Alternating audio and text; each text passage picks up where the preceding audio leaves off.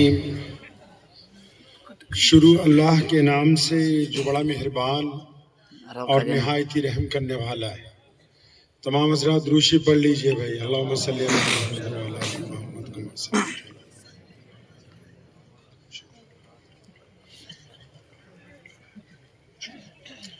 سب تو پہلا پنجابی دے وچ ایک شعر سنانا تھانوں, ٹھیک ہے, کیونکہ اسی پنجابی ہاں تے پہلا پنجابی.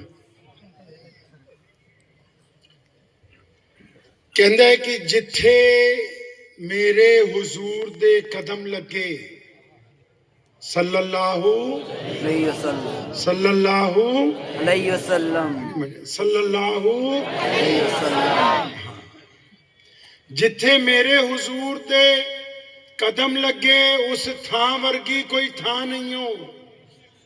کہتا جہاں ہمارے نبی علیہ السلام کے قدم مبارک لگ گئے ویسی اب کوئی اور زمین نہیں ہے. جتھے میرے حضور دے قدم لگے اس تھاں ورگی کوئی تھاں نہیں ہو. جس دیاں قسماں عرش تے رب کھاوے اس نا ورگا کوئی نا نہیں ہو. تے جیڑی میرے حضور دا منہ چومے. اب یہاں وہ ایک عورت کا ذکر کرتا ہے, کہتا ہے ویسی تو کوئی زمین نہیں جہاں نبی علیہ السلام کے قدم لگ گئے, اب کوئی اور ایسی زمین نہیں. اور اللہ ان کی قسم کھاتے ہیں قرآن میں, کبھی طٰہٰ کہتے ہیں, کبھی یاسین کہتے ہیں, کبھی مدثر کہتے ہیں. اب یہاں ایک عورت کا ذکر کر رہا ہے, کہتا ہے ایک عورت ہے جو بار بار نبی علیہ السلام کا ماتھا بھی چومتی ہے, آنکھیں بھی چومتی ہے, ہونٹ بھی چومتی ہے, نبی علیہ السلام کے چہرے انور کو بار بار چومتی ہے. اب اس کا ذکر بھی ساتھ میں کر رہا ہے کہ جتھے میرے حضور دے قدم لگے اس تھاں ورگی کوئی تھاں نہیں ہو. جس دیاں قسماں عرش تے رب کھاوے اس نا ورگا کوئی نا نہیں ہو. تے جیڑی میرے حضور دا منہ چومے اس ماں ورگی کوئی ماں نہیں ہو. چلو چلیے جالیاں کھول بھئیے او دی چھاں ورگی کوئی چھاں نہیں ہو. عمار بن یاسر رضی اللہ تعالیٰ عنہ کو نا ایک درخت کے ساتھ باندھا ہوا خانہ کعبہ کے باہر, اور ابو جہل مار رہا ہے ان کو. بھائی کیا ہوا, عمار کیوں مار رہے اس کو؟ عمار کیونکہ غلام ہے, غریب ہے, مجبور ہے. مار کیوں رہے ہو؟ کیونکہ عمار محمد رسول اللہ صلی اللہ علیہ وسلم کے دستے مبارک پر کلمہ پڑھ چکا ہے, اس لیے مار رہے ہیں. اب ابو جہل عمار کو مارتا مارتا جب تھک گیا تو چنانچہ وہاں سے امیہ گزرا. امیہ ایک بڑا بدماش تھا مکے میں, اور وہ حضرت بلال رضی اللہ تعالیٰ عنہ کا مالک بھی تھا. بلال ان کے غلام تھے. اب وہ جب گزرا امیہ, ابو جہل نے دیکھا کہ اپنا یار جا رہا, اس نے اس کو آواز ماری کہ امیہ یار یہ عمار کی ہم پٹائی کرتے ہیں, یہ مانتا نہیں ہے. یہ تیرا غلام جو ہے نا بلال, یہ بڑا طاقتور ہے, لمبا چوڑا حبشی ہے, اس کو بولو یہ درہ لے کے عمار بن یاسر کو مارے تاکہ عمار کلمے سے انکار کر دے. اب ان کے لیے کیا مشکل تھا. امیہ نے اپنے غلام سیدنا بلال رضی اللہ تعالیٰ عنہ کو کہا کہ بلال یہ درہ اٹھاؤ اور عمار بن یاسر کی کھال ادھر. اب یہاں جو اصل بات وہ یہ ہے کہ ابو جہل اور امیہ کو یہ نہیں پتا کہ بلال بھی مسلمان ہو گئے.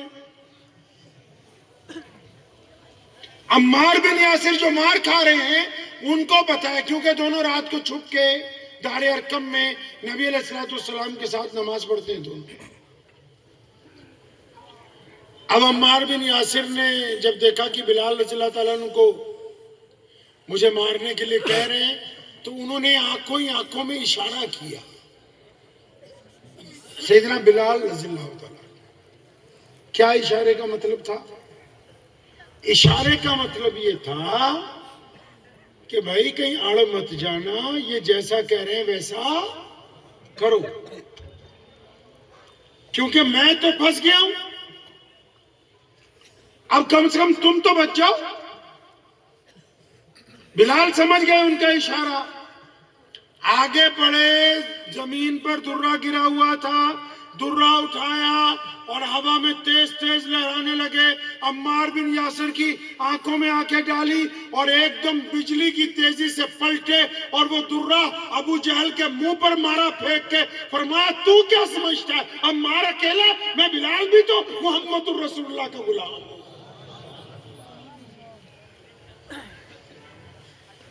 اب اتنا پتہ لگنا تھا کہ بلال کو بھی اسی ستون سے باندھ دیا گیا. لیکن بلال حبشی رضی اللہ تعالیٰ عنہ نے مکۃ المکرمہ کی زندگی میں یہ پہلا کارنامہ انجام دے کے قیامت تک آنے والے لوگوں کو یہ بات واضح طور پر سمجھا دی کہ کائنات میں جتنے بھی لوگ کلمہ لا الہ الا اللہ محمد الرسول اللہ صلی اللہ علیہ وسلم پڑھیں گے، جو یہ کہہ دیں گے کہ آقا علیہ السلام ہمارے نبی ہیں، جو یہ کہہ دیں گے کہ ہم ان کے نوکر ہیں، جو یہ کہہ دیں گے کہ ہم ان کے غلام ہیں، جو یہ کہہ دیں گے کہ ہم رسول اللہ کے وفادار ہیں، تو پھر قیامت آ سکتی ہے. وہ دوگلا پن نہیں کریں گے، وہ ہر حالت میں محمد الرسول اللہ کے وفادار رہیں گے. اب بلال کو پکڑ لیا جی. اوہو ہمیں تو پتہ ہی نہیں تھا تو بھی مسلمان ہے. اب بلال کے گلے میں رسی ڈال دی. اب گلی میں اس کو کھینچ رہے ہیں. مکۃ المکرمہ کے بچے اس کو پتھر مار رہے ہیں. اب یہ سلسلہ چل پڑا. شام کو بلال کو چھوڑتے ہیں، صبح کو پھر پکڑ لیتے ہیں. ان کی اماں روز رات کو ان کے زخموں پر ملہم لگاتی. اچانک ایک دن جب شام کو گھر پہنچے تو اماں نے سیدنا بلال رضی اللہ عنہ کو کہا کہ بیٹا بلال، میرے دل میں ایک بات آئی، کیوں نہ ہم مکہ چھوڑ کے چلے جائیں؟ کہ سب لوگ تیرے پیچھے پڑ گئے. اب بلال رضی اللہ عنہ کیونکہ حضرت محمد الرسول اللہ علیہ السلام کے غلام ہیں، انہوں نے اپنی اماں کو غور سے دیکھا نا تو بات کی گہرائی تک پہنچ گئے. ایسے دونوں ہاتھوں سے اپنی ماں کے کندھے پکڑے، کہنے لگے میری پیاری اماں، تو تو جانتی ہے کہ اگر ہجرت کرنی ہو تو پیسے چاہیے، سواری چاہیے، ٹھکانہ چاہیے، جانا کہاں ہے پتہ ہونا چاہیے. اماں جی ایک بات مجھے سچ سچ بتاؤ گی؟ اماں کہنے لگی ہاں بیٹا بتا، کیا پوچھنا چاہتا ہے؟ میں سچ سچ بتاؤں گی. اب بلال تو نبی علیہ السلام کا غلام ہے، اپنی ماں کو پیار سے کندھوں سے پکڑا، کہنے لگا ماں یہ بات تو بتا کہ یہ جو تو مجھے مشورہ دے رہی ہے یہ تجھے آئیڈیا دیا کس نے؟ یہ بات تیرے ذہن میں کہاں سے آ گئی؟ اب بلال رضی اللہ عنہ اماں اور خوش نظر آ رہی، کہنا یہ بلال آج تو بڑی حیرت کی بات ہوئی. اماں کیا حیرت کی بات ہوئی؟ کہ آج مکۃ المکرمہ کا جو بادشاہ ہے نا ابو جہل، ہاں اماں وہ ہمارے گھر آیا تھا. اوہو اماں وہ ابو جہل جو یہ کہتا ہے کہ کالے لوگ انسان نہیں ہوتے، وہ ابو جہل جو کہتا ہے کہ بلال کی پرچھائی پڑ جائے تو میرے کپڑے ناپاک ہو جاتے ہیں. اماں وہ ہماری جھونپڑی پر. اماں کہتی نہیں نہیں، صرف ابو جہل نہیں آیا تھا، اس کے ساتھ میں عتبہ بھی تھا، اس کے ساتھ میں ولید بھی تھا، ابو لہب بھی تھا، عبداللہ بن جدان بھی تھا، تیرا مالک. اماں یہ اتنے بڑے بڑے لوگ سارے ہمارے گھر کی چوکھٹ پہ. اماں دھمکی دے کے گئے؟ نہیں بیٹا کوئی دھمکی نہیں دی. تو اماں کیا بات ہوئی؟ تو کہنے لگی اماں کہ بلال یہ سب لوگ اکٹھے ہو کے آئے تھے اور مکۃ المکرمہ کے اس بڑے بادشاہ نے آ کے مجھ کو یہ کہا ہے کہ تیرا بیٹا صبح کو گھر سے نکلتا ہے، گلی کوچوں میں محمد الرسول اللہ زندہ باد کے نعرے لگاتا ہے، صلی اللہ علیہ زور سے وسلم، صلی اللہ علیہ وسلم، صلی اللہ.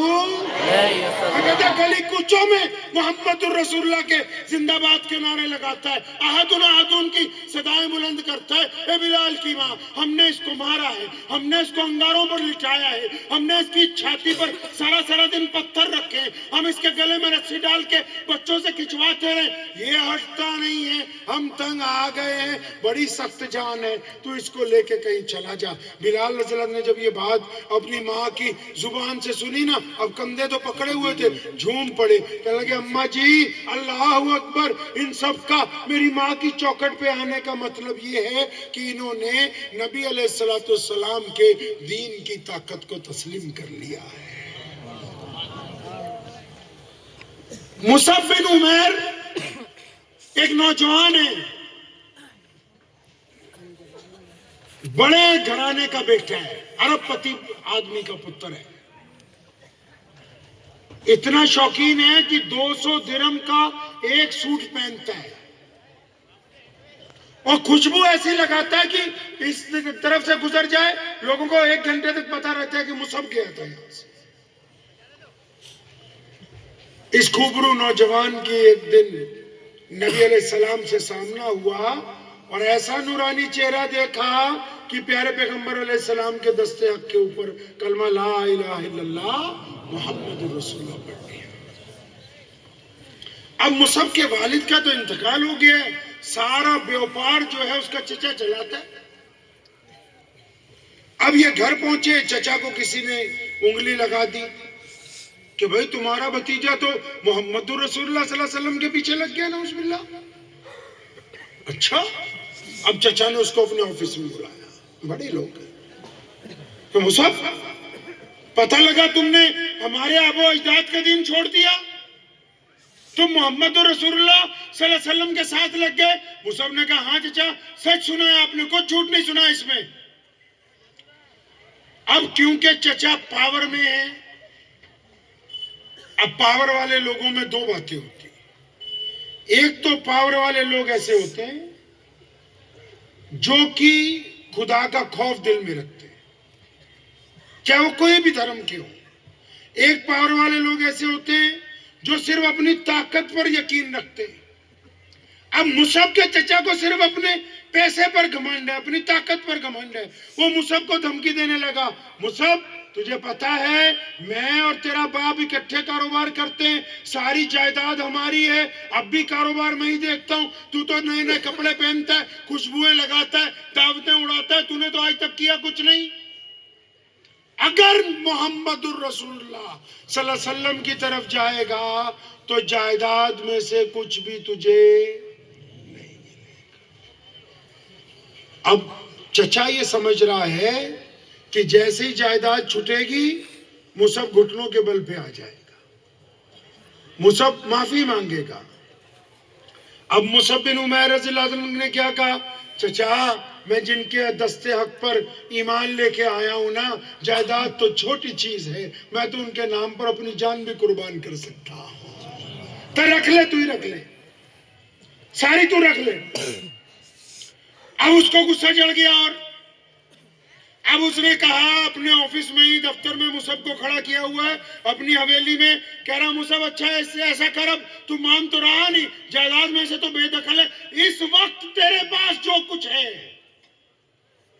جو درہم و دینار تیرے پاس اس وقت ہے، اور یہ باہر جو تیری سواری کھڑی ہے، بہترین اونٹ کھڑا ہے، یہ بھی یہیں چھوڑ کے جانا ہوگا، میں یہ نہیں دوں گا تجھے، اپنی جیبیں خالی کر۔ اب مصعب بن عمیر رضی اللہ تعالیٰ جو عاشق ہوتے ہیں نا، عاشق جو ہوتے ہیں نا جی، عاشقوں کا ڈھنگ ہی کچھ اور ہوتا ہے۔ عاشق کبھی یہ نہیں چاہتے کہ ان کے عشق کا اظہار ہو۔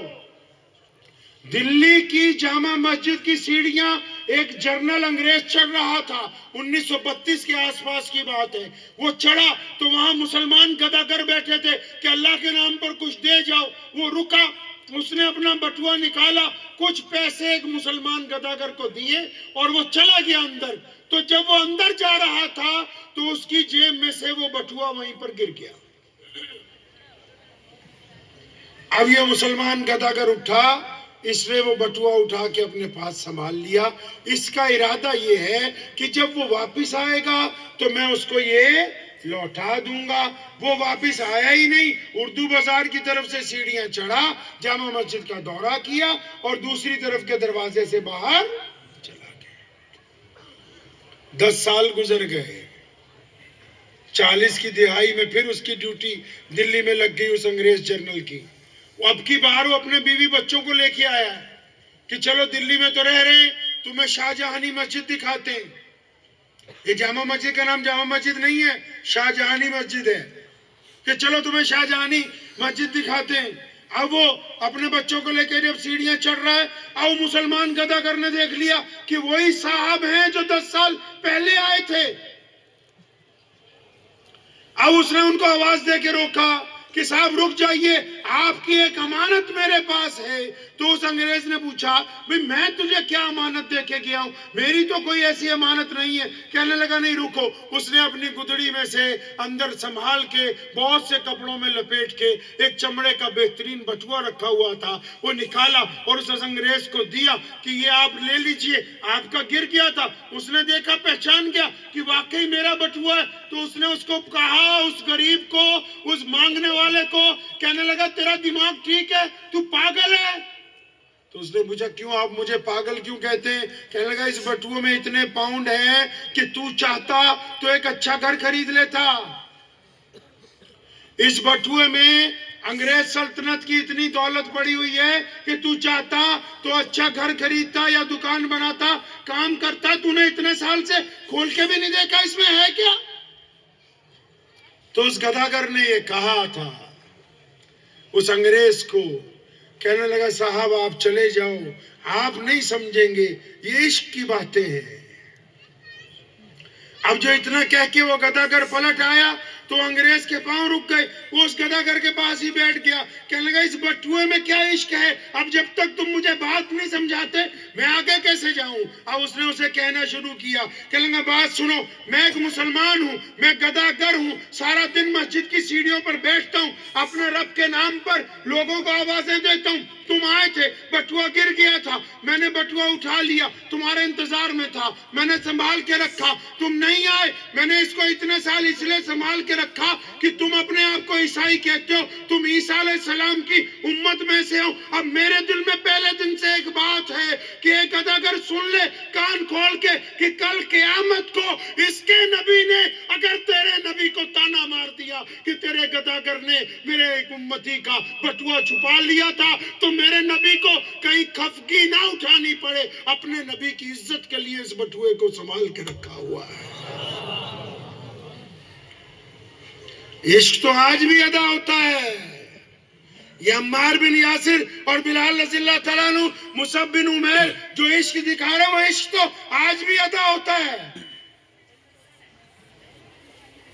اب مصعب کو چچا کو اور غصہ آ گیا، سب پیسے بھی نکلوا لیے۔ اب مصعب جب باہر نکلنے لگا وہ ضلالت پر اتر آیا، اس نے مصعب کو ادھر بلایا، کہتا ادھر آ، یہ جو قیمتی کپڑا پہنا ہوا ہے، یہ جو قیمتی کرتا پہنا ہوا ہے، یہ ہمارے پیسے کا ہے، جبہ اتارو۔ مصعب نے جبہ اتارا تو اس کو کہنے لگا یہ جو زیر بند کپڑا باندھا ہوا ہے یہ بھی اتارو، ہمارے پیسے کا ہے۔ وہ بھی اتروایا، سر سے لے کے پیر تک برہنہ کر دیا، تمام کپڑے مصعب بن عمیر جیسے نوجوان کے اتار لیے۔ چچا کے ذہن میں ہے کہ کپڑے اترواؤں گا، گھر جائے گا، بھیک مانگے گا، کہے گا کہ مجھے معاف کر دو۔ مصعب نے کوئی پرواہ نہیں کی، ویسے ہی چلتا ہوا اپنی ماں کے کمرے میں گیا۔ اماں نے دیکھا بیٹا سر سے پیر تک بنا کپڑوں کے ہیں، آنکھوں پہ ہاتھ رکھ لیے، پوچھا بیٹا یہ کیا ہوا؟ مصعب کہنے لگا اماں، چچا نے محمد الرسول اللہ کے دین کی وجہ سے سب کچھ چھینا ہے۔ اماں تو پتہ ہے جب میں پیدا ہوا تھا میرے لباس نہیں تھا، تو وہ خاتون ہے جس نے مجھے کپڑے پہنائے، آج تیرا بیٹا پھر بے لباس کر دیا گیا۔ والدہ نے اپنا عورتوں والا جبہ دیا۔ مصعب بن عمیر جب وہ جبہ پہن کے نبی علیہ السلام کے پاس پہنچے، جب پیارے پیغمبر نے دیکھا کہ میرا لاڈلا صحابی عورتوں کے لباس میں، اور جب یہ پتہ لگا کہ گھر سے بے دخل کیا گیا، کپڑے اتروائے گئے، ننگا کر کے بے عزتی کی گئی، تو نبی علیہ السلام کی آنکھوں میں آنسو آ گئے۔ فرمایا میرے اللہ جی میں اس سے راضی ہوں، آپ بھی اس سے راضی ہو جائیں۔ اور پھر مصعب وہ ہے کہ نبی علیہ السلام نے جب مدینے جانا تھا 2 سال پہلے، جب مدینے والے آئے کہ ہمیں کوئی امام دے دو، ہمیں کوئی قائد دے دو، ہمیں کوئی بہترین مسلمان دے دو، ہمیں کوئی عالم دو، کوئی شیخ الحدیث دو، ان کی قیادت نبی علیہ السلام کے جانے سے پہلے اگر کوئی نوجوان کرتا ہے تو مصعب بن عمیر کرتے ہیں رضی اللہ عنہ۔ نبی علیہ السلام خانہ کعبہ میں بیٹھے ٹیک لگا کے بیت اللہ سے، اور مکے میں بیت اللہ کے باہر ایک بندہ پریشان پھر رہا ہے. پریشان کیوں ہے بھائی, کیا بات ہے؟ وہ کہتا جی میں مکے کے قریب قبیلہ بنو سمیل کا رہنے والا ہوں, وہاں سے اونٹ لے کے آیا تھا, یہاں منڈی میں بیچے, اب جس نے اونٹ خریدے وہ پیمنٹ نہیں کر رہا. اب وہ لوگوں کو پوچھتا پھرتا ہے مکے میں کہ کوئی ہے یہاں جو میری مدد کرے. تو اس کو جو غیر مسلم حضرات وہاں ملے, انہوں نے اس کو یہ مشورہ دیا کہ خانہ کعبہ میں روزانہ صبح کو جو حرم کا برآمدہ ہے, حرم سمجھتے ہیں نا, جو کالے رنگ کا غلاف چڑھا ہوا ہے وہ خانہ کعبہ ہے, جو چاروں طرف برآمدے ہیں ان کو کیا کہتے ہیں؟ مسجد حرم. ٹھیک ہے.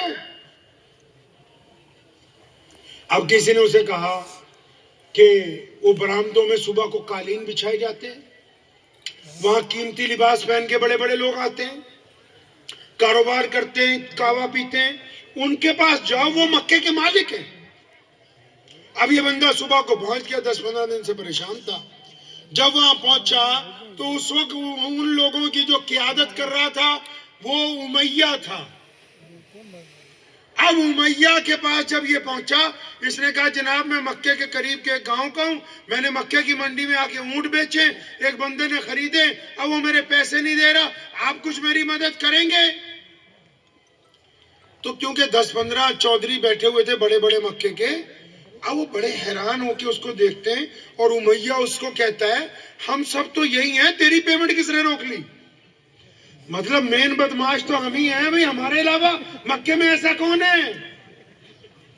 ایسا کون ہے مکے میں جو تمہارے پیسے روک گیا؟ اب اس بندے نے جب کہا نا جی, کہتے اس کا نام بتاؤ کس نے تیرے اونٹ لے لیے, پیسے نہیں دے رہا. اس بندے نے کہا جی جس بندے نے میرے اونٹ رکھ لیے اس کا نام تو ابو جہل ہے. اب جیسے آپ ہنسے وہ بھی سب ہنسنے لگے, اوہ یہ تو ہمارے ہی باس کا نام لے رہا ہے, یہ تو ہمارے ہی مالک کا نام لے رہا ہے, بادشاہ کا. تو امیہ جو تھا یہ نعوذ باللہ نبی علیہ السلام کا بدترین دشمن تھا. تو اس کے دماغ میں ایک سازش آئی, اس نے اس بندے کا ہاتھ پکڑا اور اس نے نبی علیہ السلام خانہ کعبہ سے ٹیک لگا کے بیٹھا کرتے تھے. کہاں؟ خانہ کعبہ سے کہاں بیٹھتے تھے؟ ٹیک لگا کے, جب نماز سے فری ہوتے تھے ٹیک لگا کے نبی علیہ السلام بیٹھتے تھے. آپ کو یہ باتیں پتہ ہے؟ پہلے سنی یہ بات نہیں؟ ارے ہاتھ اٹھا کے بتاؤ سنی کہ نہیں؟ نہیں سنی. یہاں مولوی کی تنخواہ کیا ہے؟ کچھ پتہ ہے آپ کو؟ کیا؟ 16. 15 کو اگر 30 پہ ڈیوائیڈ کر دے تو 500 روپے دیہاڑی ہوئی. مزدور کی کیا دیہاڑی ہے؟ مستری کی؟ تو تم نے اپنا مولوی اس سے بھی نیچے رکھا ہوا ہے. تو دین کس نے سمجھانا؟ موبائل کمپنی کا چاہیے, گاڑی کمپنی کی, کپڑے کمپنی کے, ہاں جی, اور دین بولے ہم سبھی مفتی ہیں. کیلا بیچنے والا بھی فتویٰ دے رہا ہے,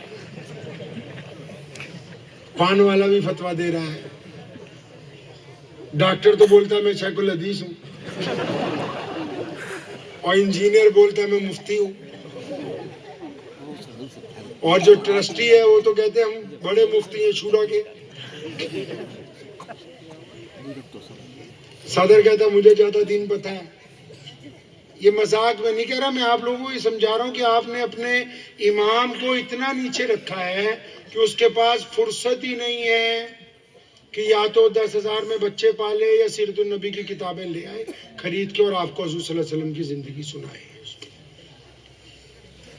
شادیوں میں بربادی کے لیے پیسہ ہے, گاڑیوں میں بربادی کے لیے پیسہ ہے, اپنے علماء کی خدمت کے لیے. یہ تو بیچ میں بعد میں اس لیے لے آیا تاکہ اب کو یہ اندازہ ہو کہ جہاں سے دین آنا ہے سیکھنا ہے, ہم ان کے پاس ہی نہیں جا رہے فرصت میں, نہ ان کے پاس بیٹھ رہے ہیں نہ ان کو یہ کہہ رہے ہیں کہ حضرت کوئی نئی کتابیں سیرت النبی کی آئی ہوں ہم سیٹ خرید دیتے ہیں. تو جو کتاب تو ہے وہ 1 روپے کی تو آئے گی نہیں, یا 50,000 کا سیٹ ہوگا, یا بیروت سے منگائیں گے, یا کم از کم سعودی عرب سے منگائیں گے. کیا بڑے بڑے سیٹ جو ہیں وہ کم سے کم 30-40,000 کے ہیں. بولے نہیں, ہمیں کتابوں کی ضرورت نہیں ہے, ایڈیڈاس کی جوتی پہننی ہے جو 20-22 ہزار کی آتی ہے, تو جوتیوں کی ضرورت ہے, کتابوں کی. یہ بیچ میں گفتگو تو میں اس لیے لے آیا کہ یہ باتیں یہ احادیث ہیں, یہ صحیح مستند حضور صلی اللہ علیہ وسلم کا واقعہ ہے کہ نبی علیہ السلام ٹیک لگا کے بیٹھے. اب وہ سائل آیا امیہ نے اس کو کہا کہ وہ دیکھو وہ جو سامنے خانہ کعبہ سے ٹیک لگا کے بیٹھے ہوئے. اب یہ بندہ نبی علیہ السلام کے پاس جب پہنچا ہے تو یہاں پر ایک بات اور آپ کو سمجھا دوں کہ امیہ دشمن ہے نبی علیہ السلام کا, دشمن ہے نا, بدر میں مارا بھی گیا ہے دشمن, لیکن نبی علیہ السلام کے دشمن کا بھی اس بات پر پکا یقین ہے کہ در رسول پر اگر کوئی جائے گا تو خالی واپس آنے والا نہیں ہے. دشمن بھی یقین رکھتے ہیں کہ محمد رسول اللہ کے چوکھٹ پہ اگر یہ اس نے اپنی فریاد لگا دی, فریاد سنی جائے گی, اس کو دھتکارا نہیں جائے گا. نبی علیہ السلام کے دربار میں جا کے اگر اس نے عرضی پیش کر دی تو عرضی پر کاروائی ہوگی, عرضی مسترد نہیں کی جا سکتی, کیونکہ اللہ کے بعد کائنات میں اگر کسی کا مرتبہ ہے تو محمد رسول اللہ صلی اللہ علیہ وسلم. نئے مولوی بھی بیٹھے, بچے بھی بیٹھے, ان کو ایک مسئلہ سمجھا دوں, یہ واقعہ بعد میں پورا کر کے سناتا ہوں. مشورہ دے رہا ہوں, فتویٰ نہیں دے رہا. اب جو میں آپ کو بات کہنے جا رہا ہوں وہ مشورہ ہے, فتویٰ نہیں ہے. ایک اچھا ڈاکٹر کون ہے, دوسرا ڈاکٹر بتائے گا. اچھا انجینئر کون ہے, دوسرا انجینئر بتا سکتا ہے. اچھا عالم کون ہے, دوسرا عالم بتا سکتا ہے. تو نبی کا کیا مقام ہے یہ کون بتائے گا بھائی؟ نبی کا مقام تو کوئی نبی ہی بتا سکتا ہے. اور جب ہمارے پیارے نبی حضرت محمد رسول اللہ, زور سے صلی اللہ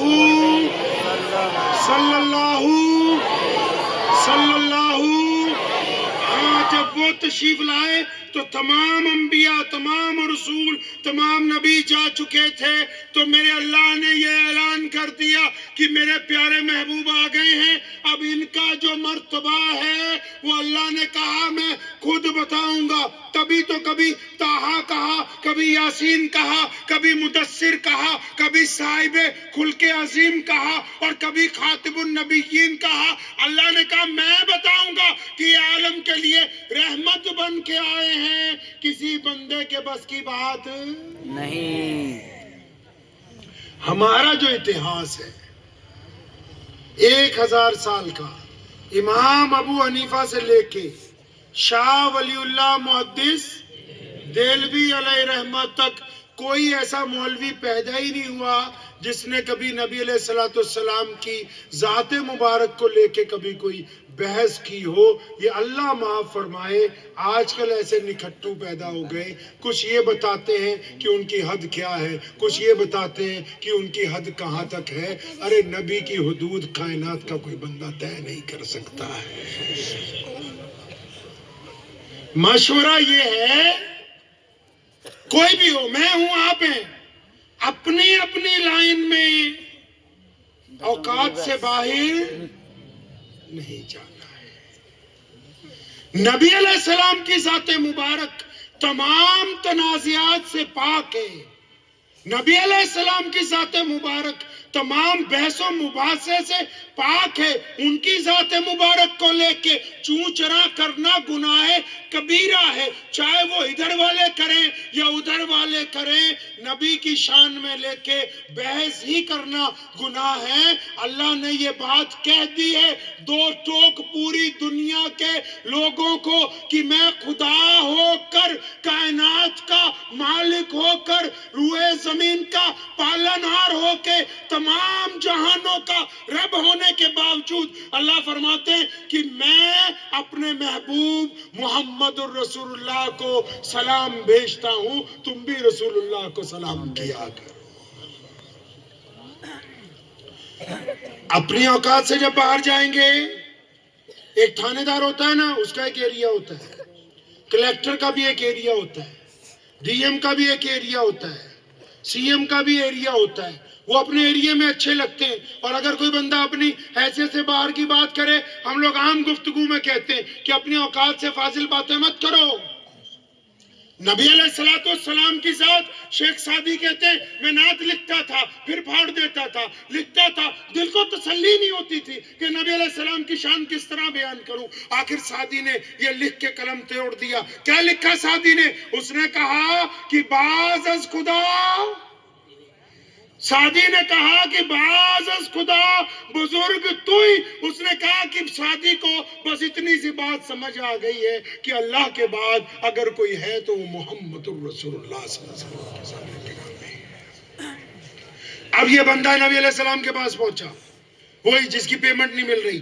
امیہ نے کہہ دیا کہ وہ دیکھو سامنے بیٹھے ہوئے ہیں، ان کے پاس چلے جاؤ۔ اب یہ نبی علیہ السلام کے ساتھ جب پہنچا تو اللہ کے نبی علیہ السلام کا چہرہ مبارک دیکھا گیا۔ اس نے جب نبی علیہ السلام کا چہرہ دیکھا تو دیکھتا ہی رہ گیا۔ اب میں پھر پوچھوں گا تمہیں تنخواہ تھوڑی بڑھا دو گے؟ نہیں، انشاءاللہ۔ کیونکہ تمہیں قیمتی باتیں پتہ نہیں۔ اس بندے نے جب نبی علیہ السلام کو دیکھا تو اس نے حضور صلی اللہ علیہ وسلم کا اپنے پاس سے ایک نام رکھ لیا۔ جو بھی لوگ ہمارے نبی علیہ السلام کو پہلی بار دیکھتے تھے وہ اپنے پاس سے نام رکھ لیتے تھے۔ آپ کو پتا ہے 1,24,000 صحابہ میں سے 313 بدری صحابہ میں سے اور 10 مبشرہ میں سے کوئی ایک صحابی رسول صلی اللہ علیہ وسلم ایسا نہیں جس نے نبی علیہ السلام کا حلیہ مبارک بیان کیا ہو۔ ایک عورت ہے بالکل دیہاتی، جنگل میں رہتی ہے، جھونپڑی بنائی ہوئی ہے، نبی علیہ السلام صرف چند لمحوں کے لیے اس کے گھر رکے تھے۔ ام معبد اس کا نام ہے۔ پیغمبر علیہ السلام ابو بکر صدیق رضی اللہ عنہ کے ساتھ اس کے گھر روکے اور وہاں دودھ پیا، چلے گئے۔ اور ام معبد کا خامد ابو معبد جب شام کو آیا تھا، اس نے کہا ام معبد آج گھر میں روشنی ہے، آج گھر میں بہترین خوشبو ہے، آج گھر میں وافر مقدار میں کھانا پڑا ہوا ہے۔ ام معبد یہ گھر ویسا نہیں ہے جیسا صبح میں چھوڑ کے گیا تھا، سچ سچ بتا ہمارے گھر کون آیا تھا؟ ام معبد بھی حضور صلی اللہ علیہ وسلم کا نام پوچھنا بھول گئی تھی، چہرے انور ہی دیکھتی رہی۔ امام بخاری نے نبی علیہ السلام کی زلفوں کا ذکر ام معبد سے روایت کیا ہے، چہرے کا ذکر ام معبد سے روایت کی ہے، آنکھوں کا ذکر ام معبد سے روایت کیا ہے۔ ام معبد کہتی ہے، کہنے لگی ابو معبد اللہ کی قسم میں تو اتنا نورانی چہرہ کبھی دیکھا ہی نہیں، میں تو ان کو دیکھتی رہ گئی، لیکن اتنا پتا ہے جو میرے گھر آج آیا تھا نا وہ بڑا مبارک تھا۔ اس نے اپنے پاس سے نام رکھا ہے۔ اب یہ جو بندہ جو پریشان ہے، یہ نبی علیہ السلام کے پاس جب پہنچا، اس نے سلام کیا ہے کہ سلام ہو اے پیاری صورت والے۔ نبی علیہ السلام کو سونی صورت والا کہا، اس نے کہا پیاری صورت والے سلام ہو۔ اب میرے نبی علیہ السلام نے جو بات اس کو پلٹ کر کہی ہے نا تو یہ سن کے رونے لگا۔ کیا کہا ہے پتہ نبی علیہ السلام نے؟ پتہ نبی علیہ السلام نے کیا کہا بھائی؟ بولو تنخواہ نہیں بڑھائیں گے۔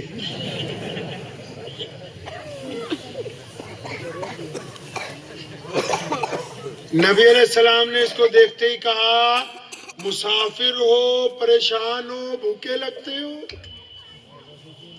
رونے لگا۔ پیاری صورت والے آپ سچ کہتے ہیں، مسافر ہوں، پریشان ہوں، بھوکا ہوں۔ اب نبی علیہ السلام نے فوراً اٹھ کے کھڑے ہو گئے، اس کا ہاتھ پکڑا۔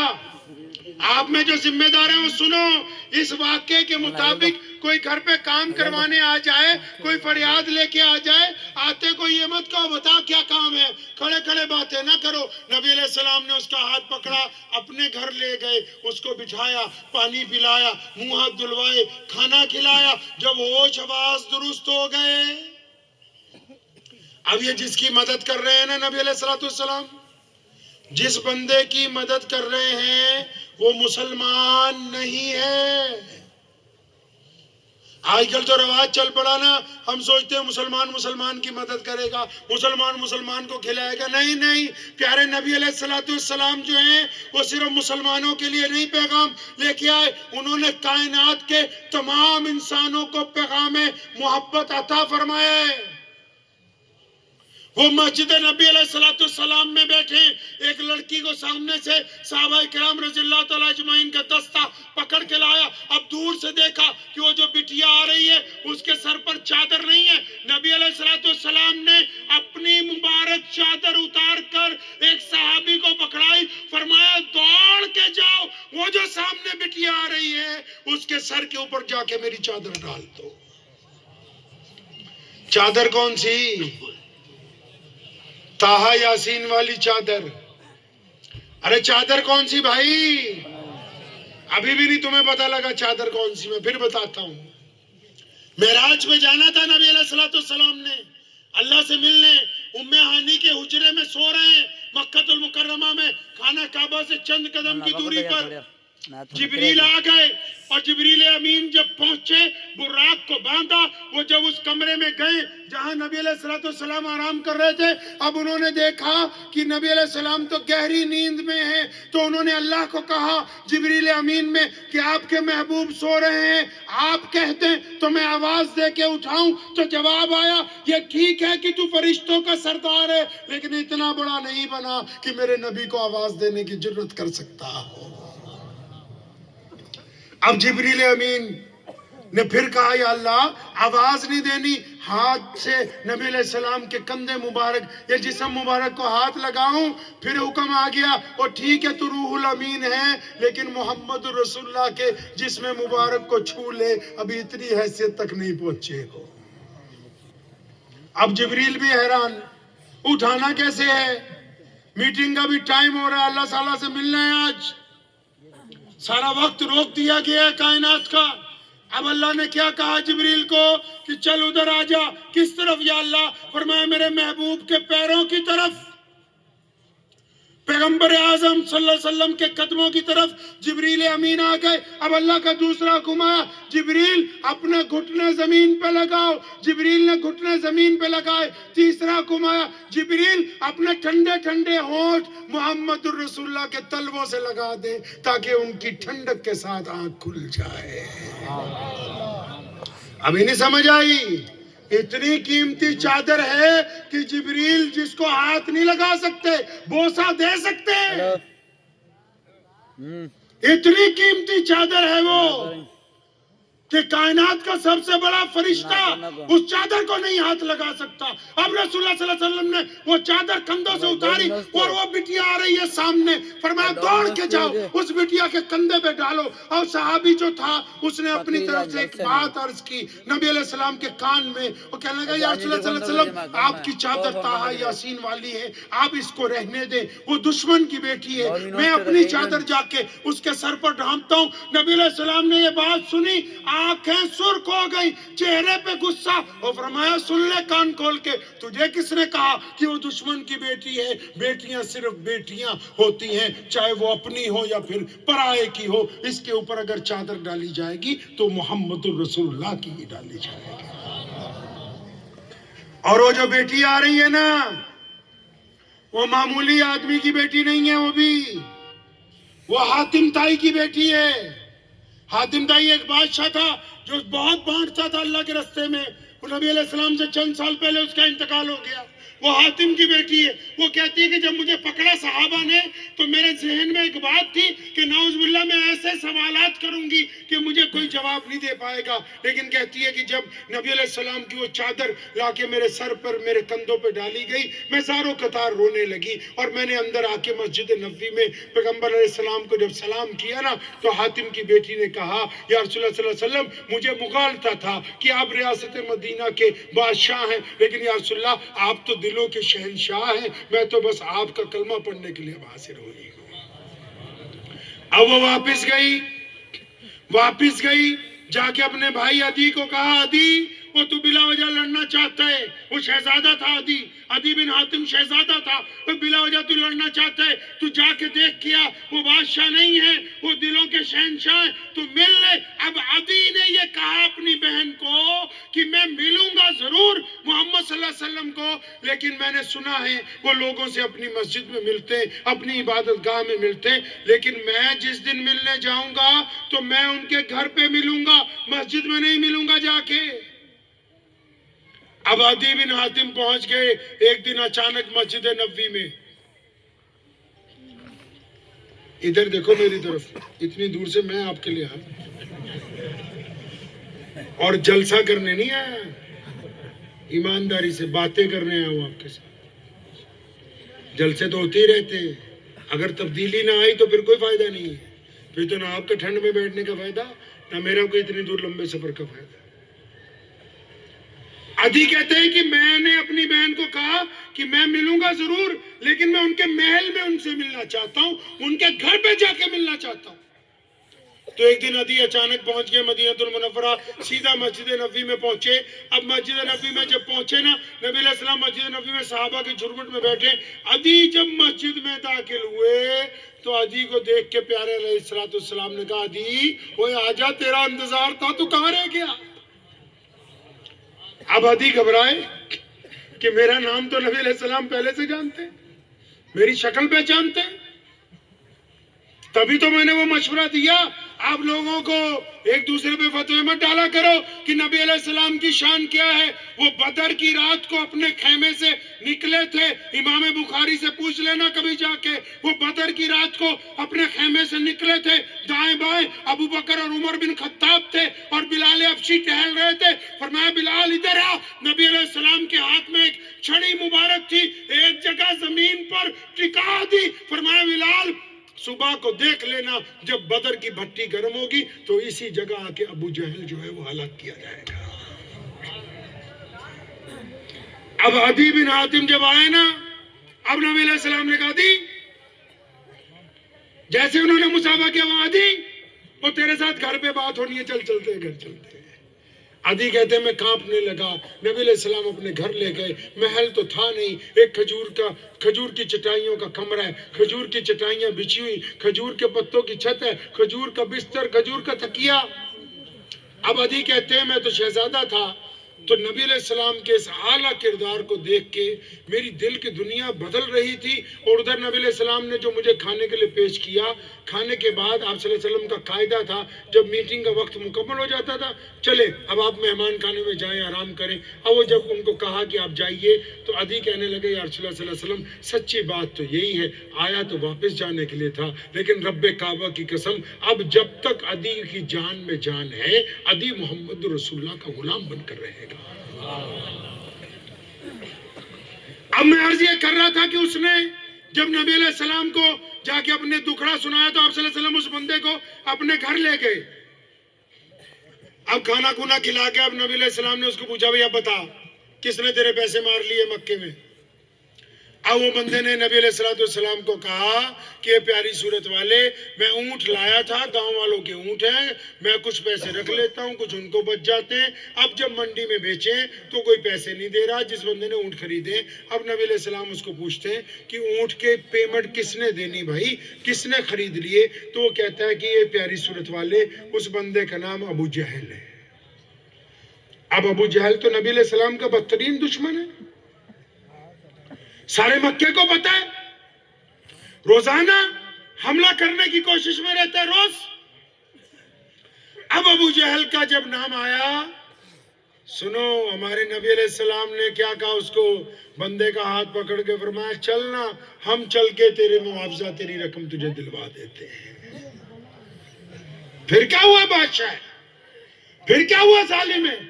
وہ در رسول صلی اللہ علیہ وسلم پر فریاد لے کے آیا ہے۔ تو سنو سماجی سیوا کرنے والے میرے لیڈر بھائیوں، چودھریوں، سرمایہ داروں، اگر تمہارے گھر پر کوئی فریاد لے کے آ جائے تو یہ بھی نبی علیہ السلام کی سنت ہے کہ اس کے ساتھ چل کے جا کے کام کروا کے آؤ گے۔ اب نبی علیہ السلام لے کے چل پڑے اس کو۔ ادھر امیہ نے اپنا ایک جاسوس پیچھے بھیجا۔ امیہ کیوں چاہتا تھا کہ نبی علیہ السلام کے پاس جائے؟ امیہ اس لیے چاہتا تھا کہ نعوذ باللہ ابو جہل رسول صلی اللہ علیہ وسلم پر حملہ کرنے کا موقع ڈھونڈ رہا ہے۔ اب جب یہ آپ صلی اللہ علیہ وسلم کے پاس فریاد لے کے جائے گا، نبی علیہ السلام ابو جہل کو جا کے پوچھیں گے تو نعوذ باللہ لڑائی ہو جائے گی، ہم بھی مزہ اٹھائیں گے۔ اس نے اپنا ایک غلام جاسوس بنا کے بھیجا کہ جب لڑائی شروع ہو جائے تو ہمیں آ کے بتانا ہے، ہمیں بتانا ہے آ کے۔ اب وہ گیا ہوا تھا غلام پیچھے پیچھے۔ اب جب اس نے دیکھا کہ نبی علیہ السلام ابو جہل کے دروازے پہ پہنچے، اس بندے نے دروازہ کھٹکھٹایا۔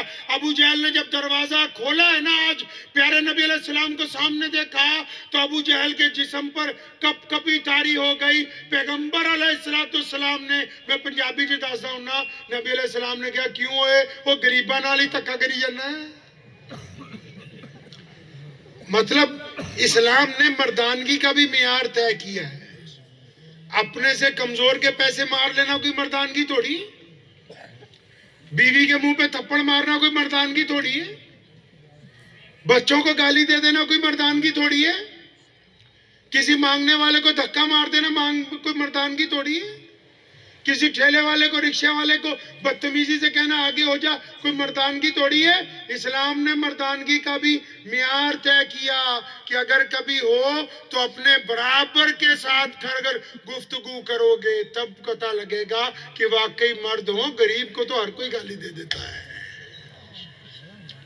تو نبی علیہ السلام نے ڈانٹیا انہوں کہ کی گل غریباں نال بھی دھکا ہونا۔ اب یہ کانپ رہا ہے۔ ادھر وہ جاسوس کھڑا دیکھ رہا ہے۔ وہ یہ سمجھ رہا تھا کہ ابو جہل تلوار نکالے گا، ابو جہل حملہ کر دے گا۔ اب یہ کانپ رہا ہے۔ اب نبی علیہ السلام کا حکم ہو گیا جلدی جاؤ اس کی رقم لاؤ۔ اب وہ کانپتا کانپتا اندر گیا، ایک تھیلے میں جو بھی اس حساب دور کا حساب ہوگا رقم ڈال کے اس لا کے اس بندے کے ہاتھ میں پکڑائی۔ ادھر جاسوس بھاگا بھاگا امیہ کے پاس گیا کہ تم تو کہتے تھے کہ ابو جہل یہ کر دے گا وہ کر دے گا، وہ تو محمد رسول اللہ صلی اللہ علیہ وسلم کے سامنے بھیگی بلی بنا ہوا۔ اب نبی علیہ السلام وہاں سے واپس چل پڑے۔ اب آگے کی بات سنو، جب واپس چلے 2-4 گلیوں کے موڑ مڑے نا تو پیغمبر علیہ السلام خود اس بندے سے پوچھتے ہیں بھئی تیرا کام ہو گیا، اب مجھے اجازت ہے میں جاؤں؟ خود ہی بھیک دیں، خود ہی کہیں، منگتے کا بھلا ہو۔ اب نبی علیہ السلام پوچھتے ہیں کہ میں چلا جاؤں؟ اب اس بندہ جو ہے نا وہ نبی علیہ السلام سے منت کر کے کہتا ہے کہ یہ پیاری صورت والے آپ اپنا نام بتا دیں گے نا، اگر تو میں گاؤں والوں پوچھیں گے کہ اتنے دن کہاں رہا، میں پہلے تو یہ بتاؤں گا کہ میرے اونٹ کسی غلط آدمی نے خرید لیے، پھر یہ بتاؤں گا پیسے نہیں ملے، پھر یہ بتاؤں گا کہ ایک پیاری صورت والے ملے تھے، انہوں نے کھانا کھلایا، گھر لے گئے، انہوں نے میرے پیسے دلوائے۔ اب جب گاؤں والے پوچھیں گے ان کا نام کیا ہے، اب مجھے نام نہیں پتا ہوگا تو مجھے کہیں گے تو عجیب آدمی ہے، اپنے محسن کا نام بھی نہیں جانتا۔ اب نبی علیہ السلام کی منت کر رہا ہے یہ پیاری صورت والے اپنا نام بتائیے۔ اور ادھر آپ صلی اللہ علیہ وسلم کیا کہہ رہے ہیں جی؟ فرمایا نام میں کیا رکھا ہے، کام ہو گیا بس چلو نکلو۔ اب آج کل ہم ہی جو مسلمان ہی ہیں سمجھو، ہمارا اتنا حالت خراب ہے کہ اشتہار میں اگر نام اوپر نیچے ہو جائے تب بھی پنگا پڑ جائے ہے جی۔ 2-4 پردھانوں کا نام نہ آئے تب پنگا پڑ جائے۔ پردھان تو پردھان مولوی ہے نا اتنے تھلے ہو جائے تو ہمیں پنگا پڑ جائے۔ نبی علیہ السلام ڈھنگ سکھا رہے ہیں جینے کا۔ میں نے پہلے کہا تھا عاشق چاہتے ہیں کہ ان کا عشق کبھی عیاں نہ ہو، وہ ڈھنگ سکھا رہے ہیں جینے کا۔ فرمایا نام میں کیا رکھا، چل نکل۔ اور وہ پیچھے ہی پڑ گیا, منت کرنے لگا, نہیں نام بتائیں گے. تو ہمارے نبی علیہ السلام جب بھی کسی کو نام بتاتے تھے تو اس طرح بتاتے تھے کہ میں محمد ہوں اللہ کا رسول. آپ صلی اللہ علیہ وسلم کی مہر کے اوپر بھی یہی لکھا ہوا تھا, محمد اللہ رسول, کہ میں محمد ہوں اللہ کا رسول. تو نبی علیہ السلام نے جب یہ بات کہی نا کہ میں محمد ہوں صلی اللہ علیہ وسلم, تو اس نے دونوں ہاتھ پکڑ لیے پیارے نبی علیہ السلام کے. یعنی رسول اللہ صلی اللہ علیہ وسلم, میں تو آپ کو اچھی طرح جانتا ہوں. کیسے جانتے ہو؟ کہ مکے میں جس دن سے آیا ہوں سب لوگ مجھے ملے, سب نے آپ کا ذکر کیا تھا, لیکن وہ ایک سچی بات ساتھ میں کہتے تھے. بھائی کیا کہتے تھے؟ سب نے مجھے کہا کہ اس شہر میں ایک نبی ہیں جو بڑے حسین و جمیل ہیں, جو بڑے اعلیٰ کردار کے ہیں, لیکن مجھے بار بار سب نے ایک مشورہ دیا تھا کہ ان سے ملنا نہیں ہے. میں پوچھتا تھا کیوں نہیں ملنا؟ وہ لوگ ہمیں یہ کہتے تھے کہ ان سے اگر کوئی مل لیتا ہے تو پھر وہ انہی کا ہو جایا کرتا ہے. اب یہ کہنا یا رسول اللہ صلی اللہ علیہ وسلم مجھے تو آپ کلمہ پڑھائیں, اب میں گاؤں والوں کو پیسے دے کے واپس یہیں آ رہا ہوں, میں نہیں کہیں جانے والا, میں تو آپ کے پاس ہی رہوں گا. ادھر نبی علیہ السلام خانہ کعبہ میں پہنچے تو آپ نے عثمان بن طلحہ کو, جس کے پاس خانہ کعبہ کی چابی, اس کو بلایا, فرمایا ذرا تالا کھول دے خانہ کعبہ کا, میں چاہتا ہوں کہ 2 نفل نماز پڑھوں اندر خانہ کعبہ کے اندر. اب وہ عثمان بن طلحہ اکڑ گیا. اب اس نے کہا, کہنے لگا قریش کا اگر کوئی بچہ بھی آ جائے, قریش وہاں جو پریوار تھا وہ کنگ تھا وہاں کا, اس نے کہا کہ قریش کا اگر کوئی بچہ بھی آ جائے تو میں اس کو تو چابی دے سکتا ہوں, نعوذ باللہ آپ کو نہیں دوں گا. تو سنیں یہاں بھی نبی علیہ السلام امت کو کیا سمجھا رہے ہیں. نبی علیہ السلام نے یہ نہیں کہا نعوذ باللہ کہ میں تیرا پرانا جاننے والا ہوں, یہ بھی نہیں کہا ناراض ہو کے کہ یہ جس گھر کی چابی کھولنے کے لیے کہہ رہا ہوں یہ میرے دادا ابراہیم علیہ السلام نے بنایا ہے. ابراہیم علیہ السلام نبی علیہ السلام کے بڑے دادا ہے. پتا ہے نا یہ بات کہ نہیں؟ پتا نہیں تھا نا پہلے, تبھی کہہ رہا ہوں تنخواہ بڑھا لو, مذاق نہیں تمہارا حساب کتاب. ارے نماز میں درود شریف نہیں پڑھتے, اللہم صلی علی محمد وعلی آل محمد کما صلیت, ہاں دادا ہیں وہ نبی علیہ السلام کے بڑے دادا ابو ابراہیم علیہ السلام ہیں, انہی کی آل اولاد میں ہے محمد الرسول اللہ صلی اللہ علیہ وسلم. یہ نہیں کہا اس کو کہ میرے دادا کا بنایا ہوا ہے, ان کی زمین ان کا بنایا ہوا گھر ہے, انہوں نے اس کی بنیاد رکھی. پھر یہ بھی نہیں کہا کہ اب کے دور میں بھی اس کا متولی میرے دادا عبد المطلب ہیں. یہ نہیں کہا کہ ہمارا خاندان اس گھر کا شروع سے مالک چلا آ رہا ہے, نہیں نہیں, بلکہ اپنا ہاتھ اٹھایا, عثمان بن طلحہ کے کندھے پہ